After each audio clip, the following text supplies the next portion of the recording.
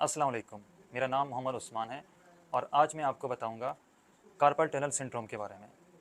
Carpal tunnel syndrome में ऐसा होता है कि आपके हाथ की जो 3 उँगलियां हैं, पहली उँगली, दूसरी उँगली और अंगूठा, इन तीनों को जो नर्व सप्लाई करती है उसका नाम है मीडियन नर्व। मीडियन नर्व जो है वो हमारे हाथ के इस हिस्से से आ रही होती है और इन हड्डियों को हम कहते हैं कार्पल बोन्स। अब होता ऐसा है कि इनमें फासला कम होने की वजह से जो मीडियन नर्व है वो दब जाती है, जिसकी वजह से हमें इन 3 जगहों पे अंगूठे की तरफ, पहली उँगली और दूसरी उँगली की तरफ हमें जो है वो सूनपन महसूस होता है और इसके अलावा जो है कभी दर्द होता है और जैसे बेचैनी सी महसूस होती है इसमें। ठीक है।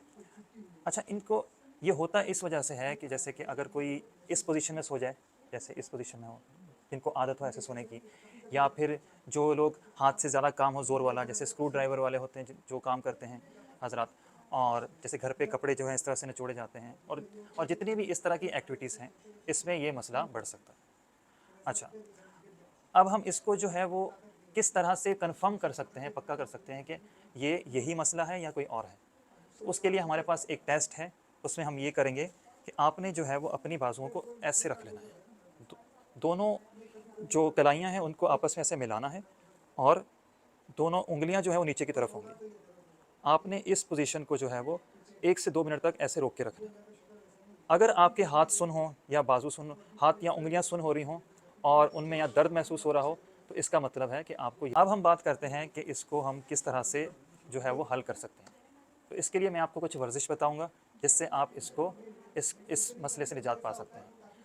इसमें सबसे पहले ये है कि आप जो है ये वर्जिश कर सकते हैं कि आपने हाथ को इस तरह से बाजू को सीधा करके और उंगलियों को पीछे की तरफ मोड़ना है। इस हालत को, इसको जो है वो आप 10 सेकंड तक रोक के रखें। इसको मैं आपको यूँ भी करके दिखा देता हूँ।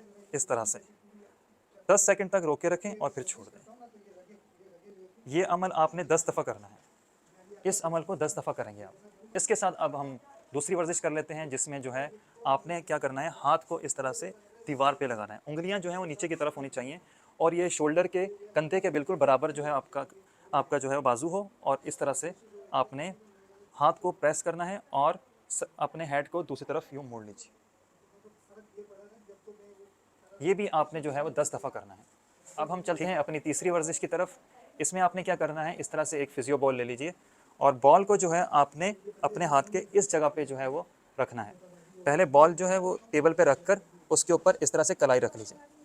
इसमें यह है कि आपकी उंगलियां जो है पीछे की तरफ जाएंगी और आप अपने हाथ को की साइड्स को इस तरह से प्रेस करके यूं रोल करेंगे,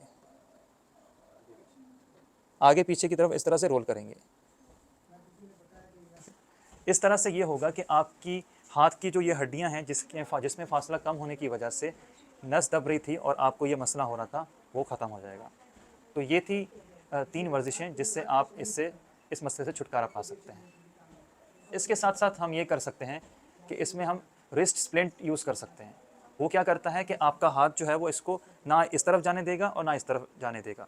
तो ये सोते वक्त या फिर जैसे आप बैठे हुए हैं या लंबे टाइम के लिए बैठना, तो उसमें आप इस्तेमाल कर सकते हैं। तो इससे भी जो है वो ये जो नस है वो मज़ीद दबने से उसमें मज़ीद नहीं दबेगी। तो ये थी मुकम्मल आगाही कार्पल टनल सिंड्रोम के बारे में।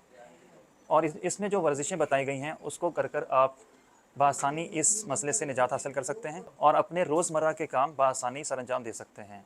अगर आपको या आपके किसी जानने वाले को ऐसा कोई मसला हो तो उसके साथ भी ये वीडियो ज़रूर शेयर करें। शुक्रिया।